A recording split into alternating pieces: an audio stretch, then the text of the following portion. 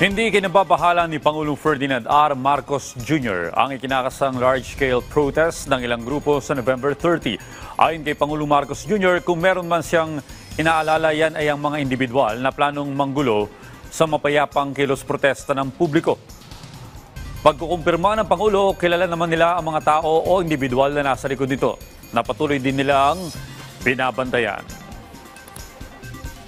Because we know the reasons for this. The reasons is the outrage for what we have been slowly or not so slowly discovering about some of these projects that were egregious in implementation and shameless in, I don't know what you want to call it, in dishonesty and abuse. The only concern I have when we have demonstrations for whatever reason is that there are agitators who will go and try to cause trouble.